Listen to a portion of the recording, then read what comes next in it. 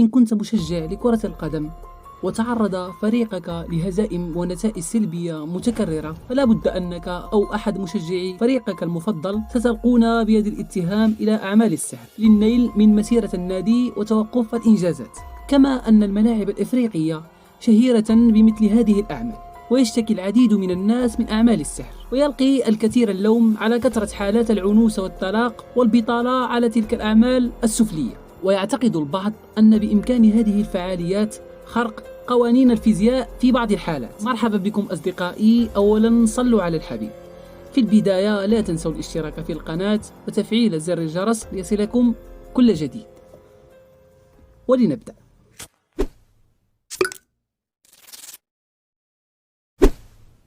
ما زال السحر يؤدي دورا مهما في العديد من المجموعات العرقية حتى بين الشعوب المتمدنة، فنجد للسحر أتباعا عديدين مع اهتمامات بمثل هذه الموضوعات كتعلم التنجيم والشعوذة. ولا تزال بعض المجتمعات المتقدمة تثق في هذه التقاليد مثل قراءة الطالع والتنجيم، إلا أن أعمال السحرة والمشعوذون تجد لها جمهورا واسعا، والسحر حقيقة لكن بعضه تخيل وتلبيس ولا حقيقة له.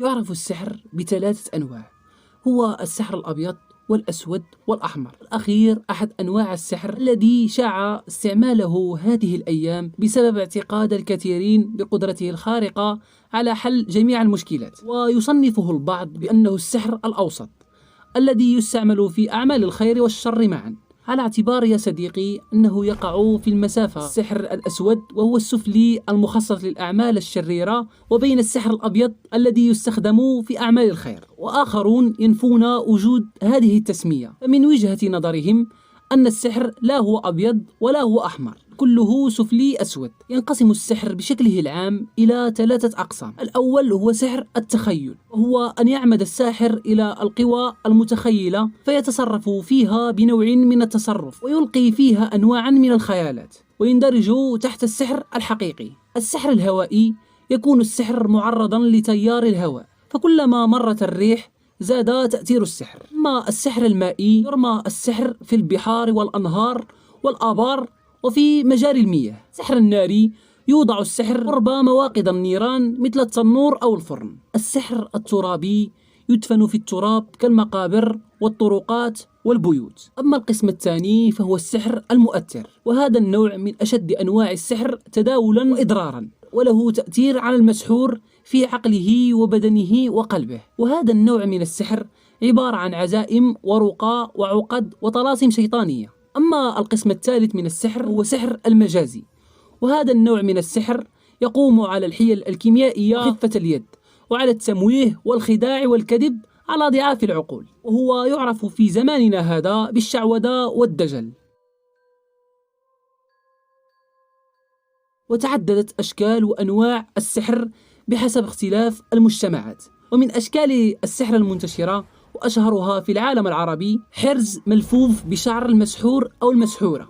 هذا السحر هو عبارة عن عقد ورقى وتمائم، منه أبخرة وأدخنة، ومنها ما يوضع في مفارق الطرق ويلقى فيها، يلقى في البحار أو يدفن في القبور أو يدفن في البيوت الخريبة. التمائم هي عبارة عن أوراق أو قماش أو قطعة من جلد أو قطعة من معدن كتب عليها بعض الطلاسم والرموز والحروف المقطعة والأرقام والمربعات والدوائر الكلمات الغير معروفة. وأيضا يا صديقي شيء من القرآن، تلف بقطعة من جلد أو تحفظ في قطعة من معدن أو تخاط في قطعة من قماش أو يلف عليها بلاصق بلاستيكي. سحر العروسة أو الدومة، يلتقط الساحر دمية ذات هيئة بشرية ويتناول دبوسا، ثم يبدأ ببطء شديد بغرس رأس الدبوس في أطراف الدمية بتأن وصبر حتى يمل، ثم يلقي دميته في النار. وبحسب هذا السحر فإن الراغب في إيذاء شخص ما يقوم بتصميم شكل رمزي له، سواء كان دمية من القماش أو القش أو الصلصال أو الورق، ثم يؤدي بعض الطقوس المرتبطة بالجن أو الأرواح أو الكائنات الخفية غالبا. ويقوم الساحر بغرس الدبابيس والأطراف الحادة ليصيب المسحور بالألم، وأحيانا ينجح هذا الأخير في استنتاج هوية الساحر المكلف بتعذيبه. سحر الشموع. يعد سحر الشموع أحد أخطر أنواع الأسحار السفلية التي يقوم بها السحرة تنفيذا لطلبات بعض النساء، وهو ينتمي لأسحار التهييج والجلب والمحبة والتسليط، التي تسبب الكثير من الأمراض للمسحور، والتي تصل إلى حد النزيف أو الموت، بخلاف سلبها لعقول المسحور وتحويله إلى عبد ذليل لمن قامت بسحره. ويعد هذا السحر هو أحد أسرع الأسحار في التنفيذ، ولا يستغرق سوى بضع ساعات، وبحد أقصى 3 أيام ليتم المطلوب. ويستخدم هذا السحر في 95% من الحالات لجلب الرجل جنسيا، وتأثيره عليه شديد حيث يتم إلغاء عقله تماما ويصبح أسير الطالبة. طريقة الأحرف المقطعة لكتاب الله. تعتمد هذه الطريقة على كتابة صور وآيات من كتاب الله عز وجل مقطع. حال الانتهاء من كتابة سورة أو الآية يبدأ الساحر بتلاوة العزيمة الكفرية المحتوية على الطلاسم المتنوعة تقربا لتلك الأرواح الخبيثة التي طبعا تسارع لتنفيذ رغباته وتحقيق مطالبه. طريقة التنكيس.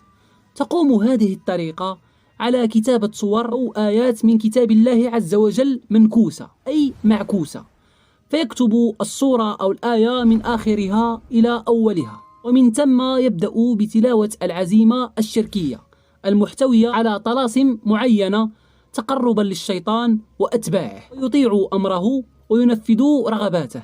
سحر النجاسة والعياذ بالله. تعتمد هذه الطريقة على كتابة صور أو آيات من كتاب الله عز وجل بالنجاسات كدم الحيض والغائط والبول ونحو ذلك، ثم يبدأ بتلاوة العزائم التي تحتوي على طلاسم يتقرب بها إلى الشيطان وأعوانه، فيستحضر الأرواح الخبيثة على تلك الصفة فتأتمر بأمره وتطيعه فيما يريد. السحر المشروب هو النوع الذي يدخل إلى البطن، حيث يقوم بالذهاب إلى المكان المراد إصابته، ويكون هذا النوع من السحر بالأكل أو الشرب. من علامات السحر المأكول والمشروب سواد الوجه خصوصا وقت الرقية، فإذا ما استفرغ السحر أشرق لونه واستنار وجهه.